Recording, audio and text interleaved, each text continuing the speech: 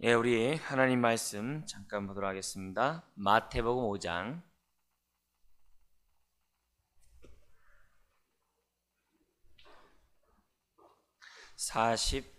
48절입니다. 5장 48절.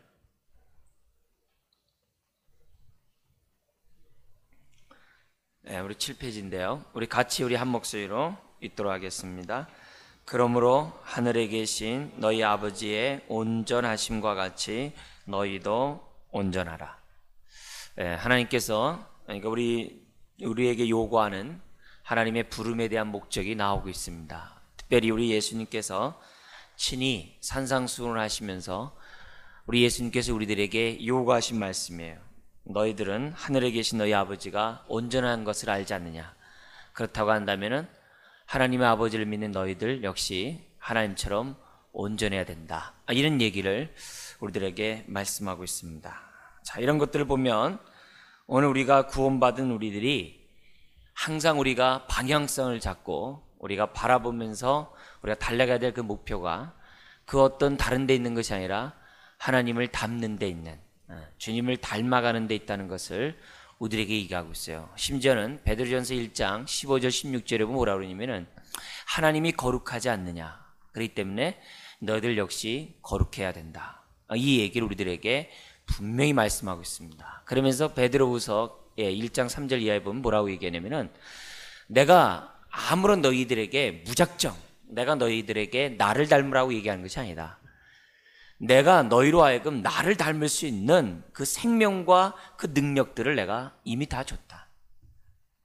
다 줬기 때문에 너희들이 나를 닮으라 나는 요구하는 것이다. 이렇게 베드로후서 1장 3절 이하에 얘기를 해요. 그래서 단지 너희들에게 요구하는 것은 힘써 믿음의 덕의 지식을 이렇게 좀 자라가는 모습 가운데 정말 하나님이 거룩한 것처럼 하나님이 온전한 것처럼 너희들이 나를 닮아갔으면 좋겠다. 이런 명령, 아주 대전제 명령을 갖다가 성경 우리들에게 하고 있다는 거죠. 그렇기 때문에 우리가 지금 믿음의 삶을 살아가는 데 있어서 우리가 지금 오늘 세 권에서 3권에 나와 있는 우리 믿음의 삶을 살아가는 데 있어서 우리 여섯 번째 주제를 다루는 데 있어서 우리 첫 번째 다루는 것이 뭐냐면은 다른 것이 아니다. 그리스도의 삶이 어때야 되느냐? 그것은 주님을 닮는 것이다.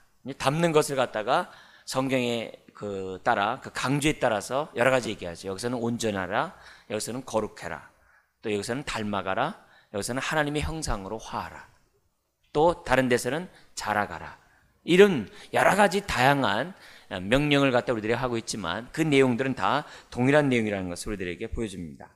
자, 3권의 6장에서부터 10장까지 나온 내용은 그리스도의 삶이 뭐냐 이런 얘기를 우리에게 가르쳐 주는데요. 오늘 우리 이제 첫 번째 그 서론에 관한 그 부분, 그리스도의 삶들이 어떻게 사느냐, 지금 제가 서론에 말씀드렸던 그 내용들을 이 6장에서는 우리들에게 설명하고 있습니다. 제1절에서 우리가 좀 살펴봐야 할 것이 이것입니다. 여기 철학자라는 것은 뭐냐면 현자, 이 땅에 살아가면서 뭔가 이렇게 지혜로운 자들이 행하는 모든 사람을 얘기를 해요. 그 사람들의 가르침과 성경의 가르침에 어떤 차이가 있느냐 이런 얘기를 하는데요. 세상에서 우리 철학자들도 뭐냐면 덕을 얘기합니다. 덕행을 얘기하고 있어요. 뭐 칸트에서도 분명히 덕에 대한 얘기를 하고 있습니다. 그리고 많은 철학자들이 덕행에 대해서 얘기하고 있고 여러 가지 어떻게 인간이 인간다운 삶을 살아갈 수 있느냐 이런 요소 가운데 어떤 덕과 효 이런 부분들 많이 얘기합니다. 근데 그들이 강조하는 그 내용들은 덕행을 얘기하지만 그러나 중요한 것은 뭐냐면 그들이 얘기하는 건 뭐냐면 인간의 본연에 맞는 합당한 삶을 사십시오라는 그 수준에서 덕을 얘기할 뿐이에요. 그런데 성경에서 말하고 있는 그 수준은 덕의 삶을 살아라 라고 하는 그 주제 거기에서만 끝나는 것이 아니라 주님을 닮으라는 거예요. 덕의 삶을 살아라. 우리 이제 여러분들 그 서양 철학에 그 아르케라는 단어가 있는데 굉장히 자주 쓰는 단어예요. 그 단어 자체가 뭐냐면 뭘로 해석을 하냐면 덕으로 해석을 해요. 그래서 인간다움이 어디 있느냐, 인간의 목적은 뭐냐, 뭐 이러면서 이제 덕으로서 모든 것들을 설명하고 있는 것이 서양 철학의 하나의 중요한 단어입니다.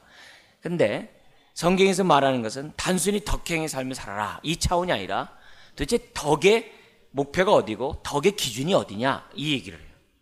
그것은 뭐냐면 주님처럼 주님의 수준, 주님을 닮아가는 거기까지 덕행의 삶을 살라고 얘기하고 있다는 거죠. 자, 그런 가운데 교제를 잠깐 보시면 하나님이 왜 우리를 중생했는가? 왜 우리를 구원하셨는가? 다른 데 있는 것이 아니라 하나님의 의의 삶과 일치, 조화를 이루도록 하기 위해서 우리를 구원했다는 거죠. 즉 무슨 말이냐면 단지 내가 예수 믿고 천국 가는 것이 우리를 구원한 목적이 아니라는 거예요.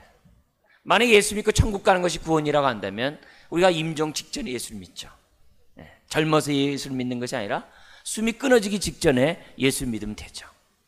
아니면 젊어서 예수를 믿었으면 어떻게 돼요? 빨리 죽는 거죠. 왜? 천국 가는 게 목적이라고 한다면. 근데 성경은 중생의 목적은 그렇게 얘기하는 것이 아니라 이 땅의 삶의 가치를 얘기하고 있는 거예요. 많은 분들이 이렇게 전도를 해요. 예수 믿으면 나중에 천국 가요. 그래 끝이야. 예수 믿으면 현재 이런 고통스러운 삶이 나중에 다 천국 가서 다 없어져요. 그래서 현세의 삶의 유익에 대해서는 얘기하지 않고 내세에 대한 삶의 축복만을 얘기하는 경향이 있어요. 근데 성경은 그렇지 않아요. 성경에서는 내세뿐만 아니라 현세의 유익을 얘기하고 있다는 거예요. 그래서 현세를 잃어버리는 것은 나중에 어떻게 보면 천국을 잃어버린 거와 마찬가지예요. 현세에 주님을 만나지 못한 사람은 내세 주님을 만날 수 없다는 것이 성경의 가르침이에요. 현세에 믿음의 분량 속에서 믿음의 효력을 맛보지 못하는 사람은 하늘나라에서 주시는 하나님의 그 풍성함을 맛볼 수 없다는 거예요. 그래서 이 땅에서의 믿음의 삶이 중요하고 이 땅에서의 누림의 축복이 중요하고 이 땅에서의 하나님과의 동행의 삶이 중요하다는 것을 성경이 얘기해요. 만약에 천국 가는 것이 삶의 목적이었다면 예수 믿는 순간 다 휴거시키죠. 다 불러들이죠. 그럼 뭐하러 일찍 하나님 믿게 하겠어요?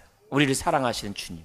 뭐하러 우리로 하여금 고난의 삶을 살게 하고 우리로 하여금 뭐하러 정과 욕심을 죽이는 그 고통의 삶을 왜 살게 하겠어요? 그만큼 유익이 있고 그만큼 축복이 있고 그만큼 행복이 있기 때문에 하는 거죠. 분명한 사실은 현재 우리들의 이 현재 삶 속에 하나님의 행복을 맛보지 않으면 나중에 훗날에 행복을 맛본다는 보장이 우리들에게 주어지지 않는다는 사실을 기억해야 돼요. 그래서 믿음을 얘기하면서 항상 뭐예요? 바라는 것만 있는 것이 아니라 바라는 것이 현재 주어지는 실상이 있어야 돼요. 보이지 않는 것만 바라보는 것을 끝나는 것이 아니라 보이지 않는 그것을 현재 맛보는 증거가 있어야 돼요. 그것이 믿음이에요. 그것이 믿음이에요. 그래서 하나님께서는 우리를 구원하셨는데 그 구원하신 그것이 단순히 천국 가는 것을 끝나는 것이 아니라 이 땅에서의 삶에 의와 일치하는 하나님과 일치하는 삶을 살게 한다. 이 말 다른 말로 하면은 우리 하여금 주님을 닮아가도록 하고자 하는데 주님의 목적이 있다는 거죠. 여러분들 생각해 볼 때 우리가 주님을 닮아간다는 이 단어를 항상 생각할 때마다 우리가 마음속에 염두에 될 것은 뭐냐면 관계입니다. 닮는다, 그 관계. 특별히 이 관계도 어떤 관계를 얘기하면은 아주 그 친밀한 관계. 친밀한 관계가 항상 전제되어 있고 우리 관계의 핵심이라는 사실을 기억해야 돼요. 만약에 우리가 예수 그리스도를 믿고 구원을 받았어요. 구원을 받았는데 우리의 삶이 주님과 친밀하지 않고 주님과의 관계가 뭐 이렇게 껄끄럽고 주님과의 관계가 온전하지 않으면 우리의 삶은 결코 주님을 닮아갈 수 없어요. 결코 이 땅에 살면서 믿음의 축복을 누릴 수가 없어요. 부부도 부부라고 해서 다 닮는 게 아니에요. 부부도 서로 친밀한 관계에 있을 때 닮아요. 물론 욕하면서 닮는다는 말도 있더라고요. 욕을 너무 많이 해가지고서 그 사람을 이렇게 닮는다는 우리 옛날 말도 있어요. 너무 욕하기 때문에. 뭐 그런 거는 전 저하자는 얘기고 실제 뭐냐면 부부간에 닮는 사람들을 보면요 금술이 아주 좋을 때 닮아요. 닮게 됐어요. 말투나 습관이나 모든 게 닮아요. 그냥 서로 뭐냐면 관계가 친밀하지 않은데 닮는다. 없어요. 마찬가지예요. 우리가 구원을 받고 믿음의 삶을 살아가는 우리들이 하나님이 우리에게 믿음을 주신 그 가장 궁극적인 그 목적은 주님을 닮는 건데, 그게 뭐 온전해지고 거룩하고 자라가고 다 그런 건데, 그렇게 닮아가는 데 있어서 가장 핵심적인 것은 뭐냐면 하나님과의 친밀감이라는 거죠. 하나님과. 그래서 하나님을 사모하고 주님을 뵙기를 아주 사모하는 그런 관계에 있을 때 주님은 뭐냐면 하나씩 닮아간다는 거죠. 그리고 여러분이 잘 알다시피 그만큼 닮아가면 닮아간 만큼, 우리 지난번에 뭐라 했어요? 거기에는 자유가 있고 누림이 있고 하나님의 부요함이 있어요. 부요함이 있어요. 여러분, 대령에서 별을 달면요 약 50가지 정도가 바뀐대요. 자기 처자식 빼놓고 50여 가지가 바뀐대요. 옷이 달라지고 뭐 차가 달라지고 뭐 지휘봉이 달라지고 뭐 그만큼 혜택이 많대요. 별을 딱 달면 뭐 봉급서부터 시작해가지고서 그가 누리는 그 혜택이 많다는 거예요. 예? 그걸 듣고 있었던 국회의원이 뭐라고 얘기하냐면 거기보다 5가지가 더 많대요. 뭐 하여튼 면책 특권에서 시작해가지고 더 5가지가 많대요. 그만큼 뭐냐면 국회의원이 됨으로써 누리는 그 축복이 더 많다는 거겠죠. 그러면 내가 예수 그리스도를 믿고 난 다음에 내가 누리는 하나님의 그러한 축복에 그러한 보장된 것이 얼마나 많느냐, 그게 우리들의 관건이에요. 왜냐하면 그것을 우리가 안 만큼 우리가 누릴 수 있기 때문에 모르면 못 누려요. 근데 많은 우리가 생각해 볼 때 이렇게 크리스찬들이 얼마만큼 예수를 믿으면서 나에게 주어지는 그러한 축복들, 혜택들 이런 걸 누리고 있느냐라고 했을 때 많이 못 누려요. 그래서 이제 제가 우리 양육반하고 그럴 때 이렇게 체크를 해요. 얼마큼 누리냐 하면서 막 써보라. 그래서 많이 쓴 사람들 한 30여 가지 써요. 그리고 좀 교회 다니는 사람들은 한 20여 가지 써요. 예수 믿고 난 다음에 이런 혜택이 있다, 이런 축복이 있다, 영생을 얻고 의롭다움을 받고 자녀됨을 얻고 천국을 얻고 이런 혜택들을 갖다 쓰면 한 20여 가지 30여 가지 써요. 근데 성경에는 지극히 작은 바울 서신만 안에만 보래도 100가지가 넘는다고. 100가지가 넘는 수없이 많은 축복이 있음에도 불구하고 사람들이 누리지 못해요. 왜요? 주님과의 교제가 원활하지 않으니까. 그러니까 잘 모르는 거예요. 주님과의 관계가 그만큼 친밀한 만큼 사람은 그만큼 누리는데, 그냥 부유하다라고만 얘기하지, 많다라고만 얘기하지, 그것이 뭐냐? 도대체 뭐냐? 라고 얘기했을 땐 사람들이 누린 것만큼 얘기하게 돼 있거든요. 그런 의미에서 많은 사람들이 모른다 이게. 근데 왜 누림이 왜 중요하냐? 에? 누림이 왜 중요하냐? 누린 만큼 닮아가게 돼 있기 때문에 중요해요. 응? 내가 그것을 하나님의 예수 그리스도 안에 있는 그 부요함을 누린 만큼 내가 어떻게 주님을 알게 되는 거고, 그만큼 안 만큼 내가 주님을 닮아가는 거예요. 그래서 그만큼 우리가 예수 그리스도 안에 있는 하나님의 축복들을 현재 누리는 것이 그만큼 중요한 것이고, 왜 믿음의 현재성이 왜 중요하냐? 바로 그것 때문에 그래요. 그래서 내가 예수 그리스도 안에 있는 그 축복들을 하나를 안 만큼 그만큼 현재 나의 믿음이 실제적이고, 그 한 만큼 내가 어떻게 자라가게 되고, 그 한 만큼 자란 만큼 주님을 닮아가게 되어 있다는 거죠. 되어 있다는 거죠. 그래서 이런 의미에서 볼 때 우리 이런 말이 있어요. 선전에 보면은 뭐 이렇게 된장국 딱 먹으면서 바로 이 맛이야 하면서 막 이렇게 활짝 웃는 그런 이 광고 방송도 있어요. 이게 바로 어머니가 나에게 줬던 그 맛이야, 뭐 이렇게 얘기를 해요. 마찬가지인 것 같아요. 이 땅에서 내가 얼마만큼 예수 그리스도 안에 있는 그 부유함을 맛봤느냐, 이것이 나중에 주님 나라 딱 갔을 때 똑같이 얘기할 거야. 이것이 바로 내가 옛날에 육신 입고 있을 때 주님 안에서 누렸던 바로 그 맛이야, 아마 그럴 거예요. 근데 남들은 그 맛이요 그런데 옆에 사람이 뭐예요? 아무런 맛을 못 느낀다고 한다면 그것보다 참 이 말이 안 되는 게 없죠. 말이 안 되는 게 없죠. 그런 의미에서 볼 때 우리가 하나님께서 우리를 구원하신 그 목적이 단순히 천국 가는데 그런 목적이 있는 것이 아니라 어떻게 돼요? 현재의 삶 속에서 하나님의 부요에 동참하게 하는데 하나님의 축복이 있다. 내세뿐만 아니라 현세 유익을 주는데 목적이 있다. 근데 그 축복들을 왜 줬느냐? 그것을 하나씩 알며 누리게 함으로써 결국 어떻게 돼요? 주님을 닮아가도록 하는 데 있다. 그러니까 밍숭밍숭하면서 주님 닮아가는 게 아니라는 거예요. 지식으로 단순히 주님을 닮아가라는 게 아니라는 거예요. 응? 많은 현자들이 얘기하는 그 말에 의해서 머리로 알았다고 해서 주님을 닮아갈 수 있는 것이 아니에요. 기독교에서 말하는 이 누림은, 닮아간다는 것은 그만큼 자유한 만큼, 그만큼 누린 만큼 우리들이 누려간다는 것을 얘기하고 있다는 거죠. 뿐만 아니라 거기 보면은 하나님의 형상을 회복하는 그 모든 능력들이 어디 있다는 거예요? 다 예수 그리스도를 믿을 때 이미 우리 안에 다 주어졌다는 거예요. 다 주어졌다. 그래서 생명과 경건에 속한 모든 것이 우리 안에 주어졌다라고 베드로서 1장 3절에 얘기하고 있다는 거죠. 자, 이것을 우리들이 분명히 안다고 한다면 우리가 어떻게 돼요? 신앙생활하면서 곁길로 빠질 일이 없죠.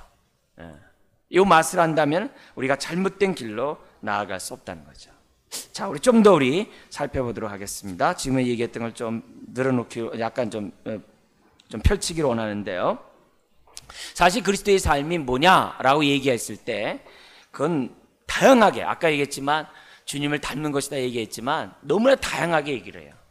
너무나 다양하게 얘기하기 때문에 우리가 지금 이제 7장, 8장, 9장 하면서 우리 좀 더 이렇게 보겠어요. 어쨌든 처음에 우리가 이 시간 얘기한 것은 서론적인 부분들만 좀 보기 원하는데요. 첫 번째는 뭐냐면은 이제 거룩이라는 주제를 다루지 않을 수가 없어요.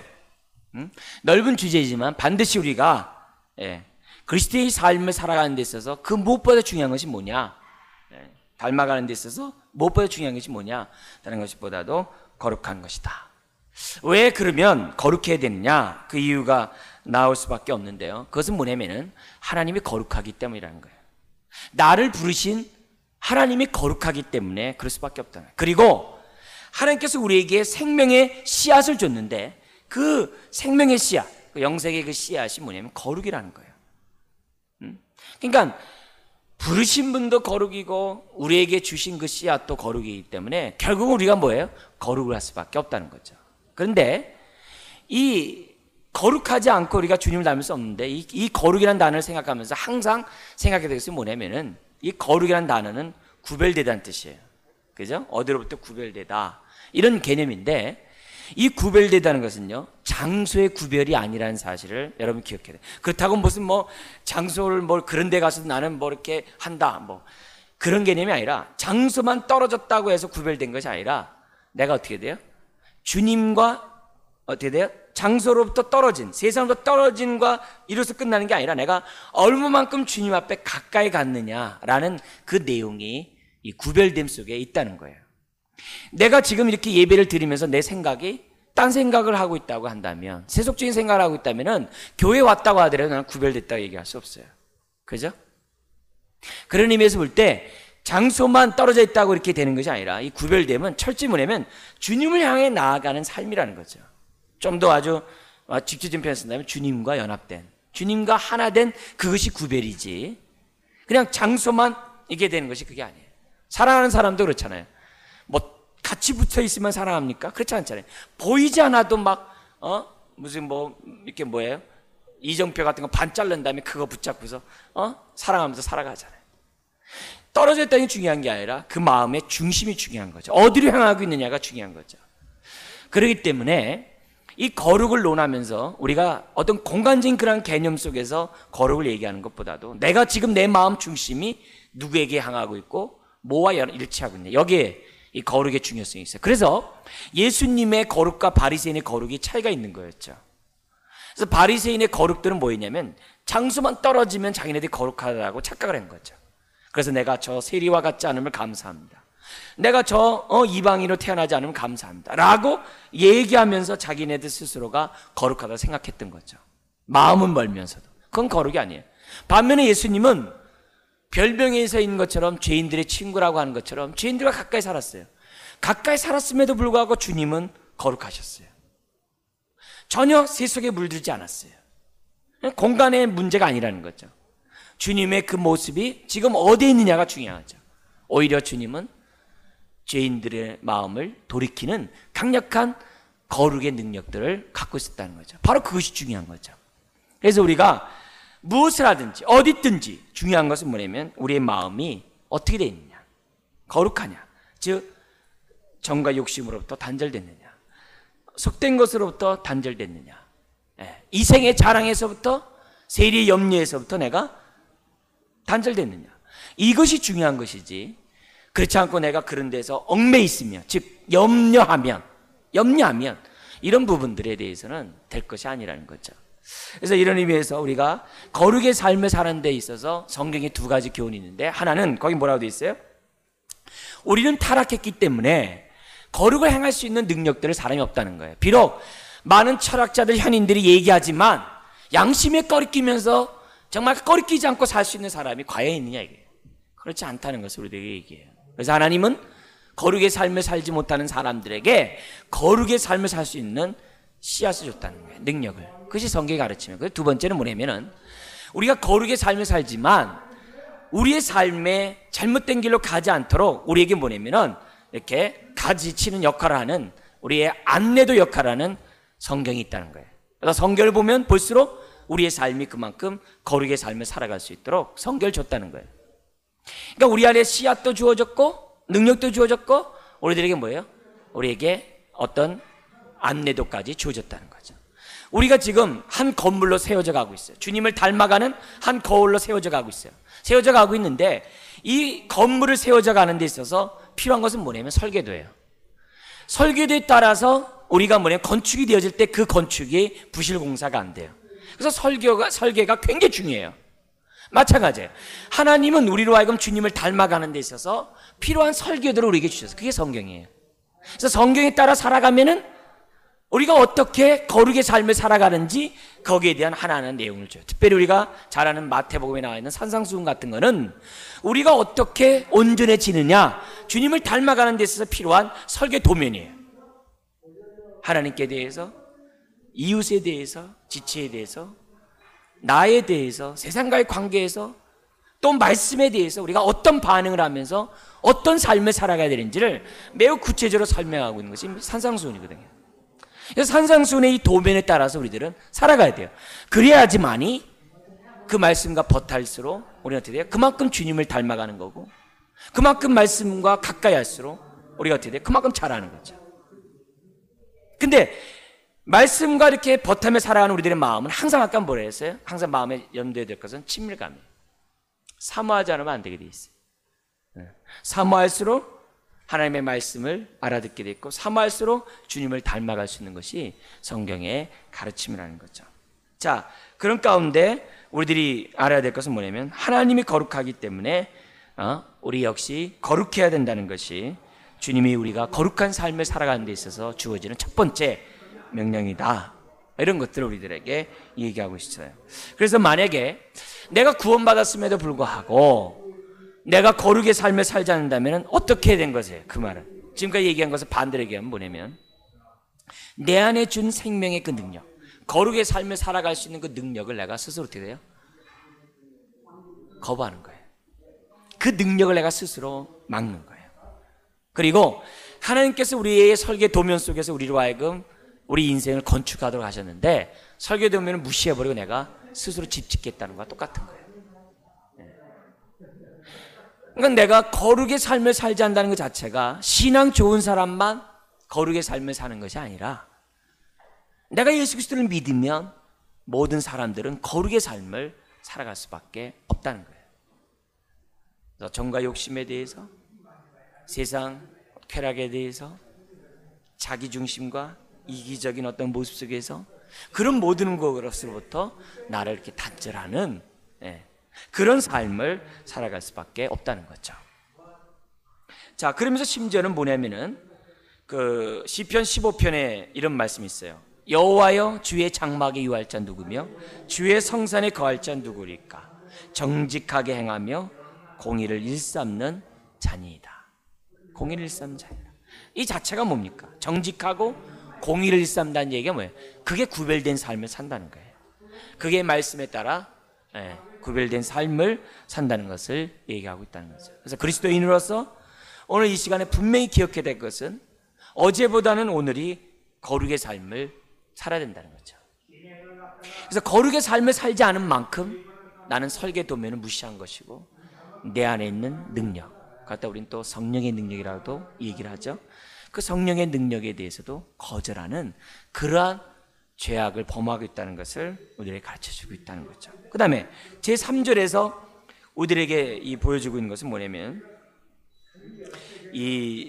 우리가 거룩의 삶을 사는 것으로만 성경이 얘기하는 것이 아니라 또 하나 얘기하는 것은 뭐냐면은 하나님과 화목된 자로서 하나님의 형상을 닮아가야 된다는 것을 우리들에게 얘기해요. 같은 얘기를 지금 또 얘기하고 있는데, 근데 여기 고린도후서 우리 잠깐 볼까요?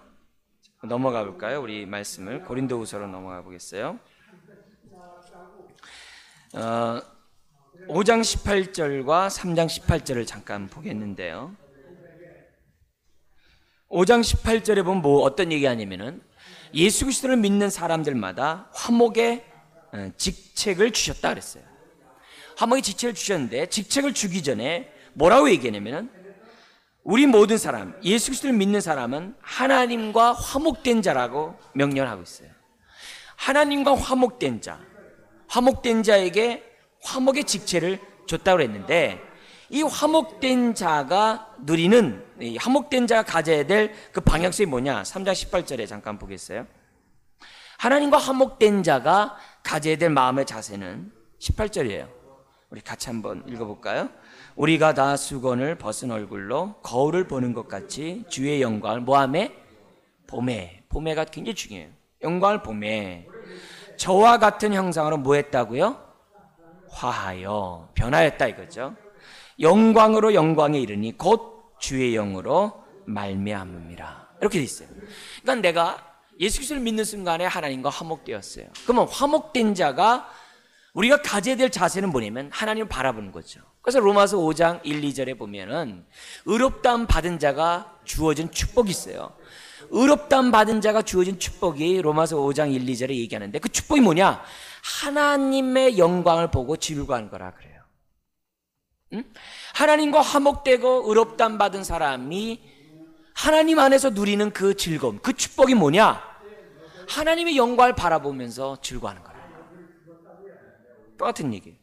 그 영광을 보는 그 축복이 있다는 거죠. 아무나 보는 게 아니에요. 네. 육신에서 벗어나서 하나님의 영광을 바라보는 사람들만이 볼 수 있는 것이 영광이지 아무나 보는 게 아니에요. 예수 믿은 사람이 보는 거지 거듭나지 않은 사람이 보는 사람이 없어요. 보는 것은 하나님의 축복이에요. 예수 그리스도 안에 있는 축복이에요. 그는 예수 그리스도 안에 있는 무로 말미암아 누리는 모든 사람이 누리는 부요함이에요. 그 부요함 가운데 하나가 뭐냐면 영광을 보는 거예요. 아무나 보는 게 아니에요. 땅의 것만을 바라보던 사람이 위의 것을 보는 것은 쉬운 것이 아니에요. 근데 구원받았기에 뭐냐면 위의 것을 본다 이게. 보는 그 자체가 축복이고 그 자체가 하나님의 어떻게 은혜예요. 근데 보면 볼수록 뭐 한다면은 같은 형상으로 화한다는 거예요. 그렇기 때문에 내가 그리스도인으로서 주님을 닮아가고 주의 형상을 본받는 것은 자연스러운 거라는 거죠. 근데 뒤집어서 만약에 형상으로 화하지 않는다는 얘기는 뭐예요? 내가 영광을 볼 수 있는 축복을 누렸는데 그것을 내가 거절하겠다는 거죠. 그리고 땅의 것을 보겠다는 거죠. 분명한 사실은 형상을 볼수록 그 영광을 볼수록 우리는 닮아간다는 거죠. 부부가 사랑하는 사람이 바라볼수록 닮아가는 것처럼 주를 친밀감 속에 바라볼수록 닮아간다는 거죠. 수행을 통해서가 아니라 주를 바라보는 데서 닮아가 있다는 이게 다른 거예요. 이게 세상에서 말하는 그러한 덕행과 다른 거죠.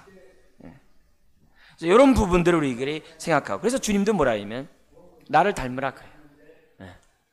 우리 예수님이 그래요. 나를 따라오라. 나를 닮으라. 분명히 우리들에게 말씀해요. 그렇지 않으면 세상 사람들이 어떻게 너희들이 내 제자인 것을 알겠냐. 이런 메시지를 우리는 것을 주는 것을 볼 때 우리들이 그리스도인으로서 우리가 바라봐야 될 목표는 다른 데 있는 것이 아니라는 거죠. 내가 이 땅에서 잘 먹고 잘 살고 높은 소유와 지위를 얻고 많은 것들을 얻는 것이 내가 삶의 목적이 아니라 나의 삶의 목적은 그 무엇보다도 거룩하고 주의 형상으로 화하는 것임을 우리들에게 가르쳐주고 있다는 거죠.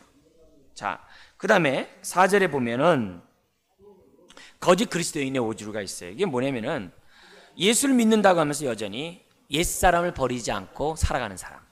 그래서 에베소 성도들이 4장에 들어와서 바울이 얘기해요. 내가 너희들에게 그리스도인이 같이 가르치지 않아.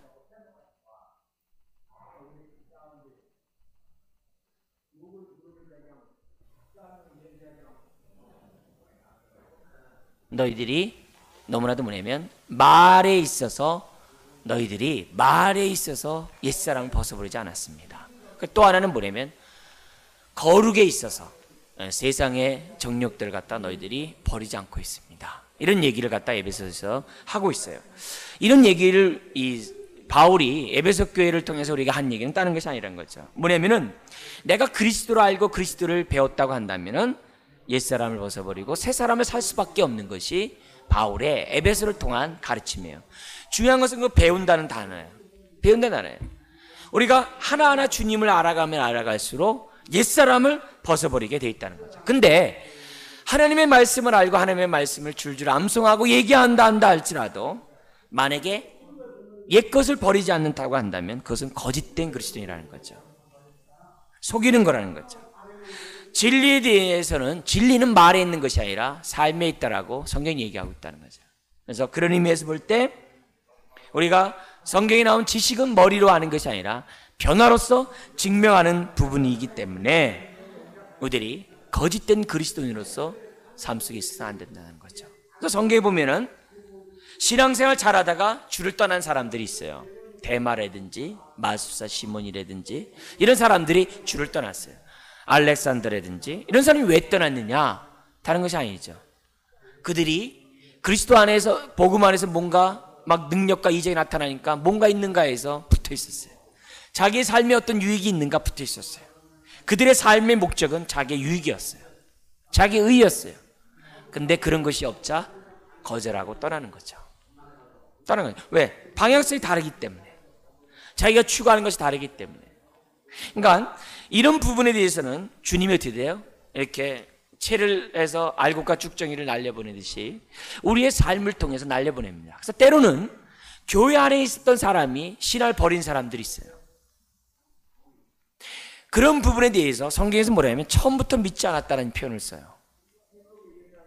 우리가 떨어지는 것이 안타깝지만 떨어지는 내 자신을 보면서 또 떨어지는 사람을 보면서 어떻게 돼요? 정신을 차려야죠.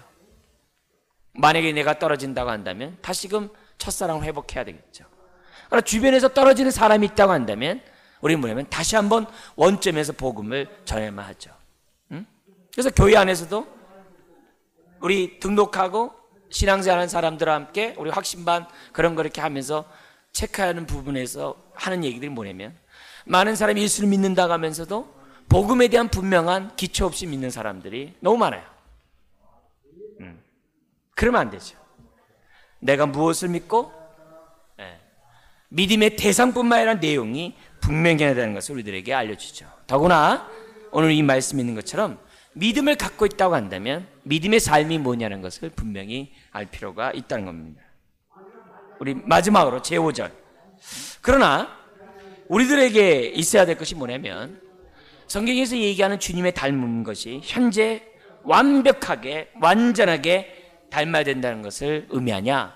그렇잖아요. 만약 그렇다면 교회 안에 있을 사람은 아무도 없어요. 중요한 것은 뭐냐면 닮아가는 데 있다는 거죠. 노력하는 데 있다는 거죠. 노력하는 데. 그러니까 내가 완벽하게 하는 그것에 있는 것이 아니에요. 근데 우리들 삶 가운데 완벽주의자들이 있어요. 완벽주의자들의 사람들의 특징을 보면 신앙생활에서도 완벽을 추구하려고 해요. 근데 완벽을 추구하려는 사람들의 백발백중 대부분의 사람들은 다 포기해요. 그래서 이 신앙의 냉소주의라고 전락해버리고 교회 안에서 비판적인 사람으로 남을 경향이 많아요. 왜냐하면 신앙은 완벽주의가 아니기 때문에 그래요. 그리고 정서적으로도 완벽주의라는 것은 내 정서적으로 많은 문제를 갖고 있는 사람이 뭐냐면 완벽주의자라고 얘기를 해요. 뭐 그런 얘기를 지금 얘기할 수 있는 것은 아니고 어쨌든 우리들의 마음속에 지금 간절될 것은 뭐냐면은 주님이 원하는 것은 최선을 다하는 삶.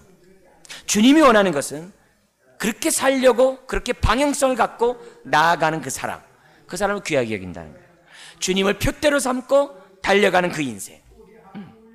그것을 하나님이 귀히 여기는 것이지 100%의 어떤 그런 완벽한 지금의 주님을 닮는 그런 것들을 요구하고 있지 않다는 거죠. 주님도 알아요. 주님도 알아요. 그것이 주님을 닮아가는 것이고 그것이 우리가 거룩의 삶을 살아간다는 것을 얘기하고 있다는 거죠. 목표를 설정해놓고 끊임없이 계속해서 나아가는 것. 그것을 위해서 내가 얼마만큼 했는가, 얼마만큼 내가 애를 썼는가, 그것이 우리가 이 시간에 가져야 될 자세지. 주님을 닮아야 한다는데 내 마음속에서 아직 이기적이고 이런 것들이 있기 때문에 나는 뭐냐 하면서 나를 갖다 자포자기 한다면 오히려 그것은 문제가 돼요. 문제가 돼요. 그런 자세는 바람직한 자세가 아니라는 거죠. 육체를 갖고 있는 한 우리는 끊임없이 육체의 정욕과 성령의 정욕 속에서 끊임없이 싸움하고 다툼하는 요소들이 있다는 것을 우리는 기억해야 돼요. 이 얘기는 내가 육적인 삶을 사는 것을 합리화하자는 것이 아니라 육적인 삶이 있다고 해서 포기하지 말라는 거예요. 내가 넘어진다고 해서 나는 안 돼 하면서 내가 성령의 삶을 살아가는 것을 포기하는 일을 하지 말라는 거예요. 그리고 또 내가 이렇게 열심히 살았는데 왜 나의 삶 속에서는 그렇게 주님을 닮아가는 모습이나 의의 삶이 이렇게 적은가, 그렇게 한탄하지 말라. 이게 적다 하더라도 포기하지 말고 전진하라. 이게 히브리서 10장인 것처럼 뒤로 물러서지 말고 전진하라. 이게 그것을 성경우리들에게 가르쳐주고 있다는 거죠. 우쭐하지도 말고 끝까지 전진할 것을 얘기하고 있다는 거죠. 자, 앞으로 우리는 다음 주에는 그리스도인의 이 삶에 있어서 매우 중요한 자기 부정, 자기 십자가를 짐, 이런 부분에 대해서 우리들이 좀 더 살펴보기로 합니다. 오늘은 하나님이 나를 구원했을 때 각자에게 맞는 뭐냐면 인생 설계가 있다는 겁니다. 그 인생 설계의 그 목적은 주님을 닮아가는 데 있습니다. 근데 주님을 닮아가는 데 있어서 우리가 무엇보다 기억해야 될 것은 거룩과 하나님의 형상으로 화하는 것임을 우리 이 시간에 분명히 기억해야 됩니다. 이것이 구원받은 자의 삶의 목표라는 사실을 기억하고 그것을 향해 뛰어가야 된다는 거죠. 근데 그것은 지식으로 이루어지는 것이 아니라 뭘 통해서 이루어진다고요? 내가 그만큼 내 마음의 중심이 하나님께 향할 때, 하나님과 친밀한 관계를 가질 때 거룩의 삶을 살아갈 수 있고 형상으로 화할 수 있다는 겁니다. 뿐만 아니라 미래에만 우리가 내세에만 축복 있는 것이 아니라 현세 속에서 우리가 예수 그리스도 안에 있는 그런 축복들을 하나하나 누릴 때 그만큼 주님을 알아가게 되고 그만큼 암만큼 누리고 암만큼 닮아갈 수 있다는 것이 오늘 여러분들이 나눴던 하나님의 말씀의 핵심입니다. 그래서 나이가 먹어서 예수 믿는 것보다도 하루라도 젊었을 때 예수 믿는 것이 유익이고 하루라도 예수 먼저 믿는 것이 돼요. 그만큼 부유함 속에 있는 것이고 또한 나중에 누릴 하나님의 축복에 더 참여할 수 있는 은혜인 것을 우리들은 생각하지 않을 수가 없고 또 감사할 수밖에 없는 거죠. 오늘 이 자리에 나와 있는 여러분들에게 비록 내 현재의 모습이 어땠는지 간에 사도 바울처럼 뒤의 것을 잊어버리고 표대를 향해 구원의 완성을 향하여 달려나가는 저와 여러분 되기를 주의 이름으로 부탁드립니다. 기도하겠습니다. 아버지 하나님, 하나님께서 나를 부르심으로 우리로 하여금 주님을 닮아갈 수 있는 은혜를 주시고 기회를 주심을 감사합니다. 우리가 거룩하고 온전하고 주님을 닮고 형상으로 화한다는 이 단어가 너무나도 크고 어떻게 보면 너무나도 넓기 때문에 마치 나의 삶과는 무관한 것처럼 여겨지고 느껴질 때가 있습니다. 그래서 내가 오늘 하루 최선을 다하는 것이 무슨 의미가 있는가 포기하고 싶을 때도 회의감이 생길 때도 있는 것을 주님 앞에 고백합니다. 그러나 우리의 삶 속에서 어제보다는 오늘 한 발자국을 더 내딛는 그 삶이 축복된 삶이고 행복한 삶이고 그것이 그런 삶에 큰 의미가 있음을 이 시간에 다시 한번 고백합니다. 아버지 하나님, 내가 어디 있든지 포기하거나 낙마하거나 우쭐대는 것이 아니라 더욱더 하나님의 표대를 향하여 달려가는 우리 인생 되게 해주시고 더욱더 주님과 친밀한 관계를 유지하는 가운데 누림과 자유와 부유의 축복을 누리는 우리 모든 사람 될 수 있도록 하나님 축복하여 주옵소서. 내 안에 있는 성령을 거스르지 않게 하시고 내 안에 있는 거룩과 생명의 씨앗을 거절하지 않도록 주님 도우시고 성령의 또한 이에서 쓰여진 이 설교 도면인 성경을 우리 또한 무시하지 않도록 하나님 도와주시옵소서. 머릿속에 한 분 한 분들 다시 한번 나의 내면을 돌이켜보게 하시고 주님을 닮아가는 주의 자녀들 다 될 수 있도록 이 일에 애쓰는 주의 자녀들 다 될 수 있도록 하나님 축복하여 주옵소서. 믿사오며 예수님의 이름으로 기도드리옵나이다. 아멘.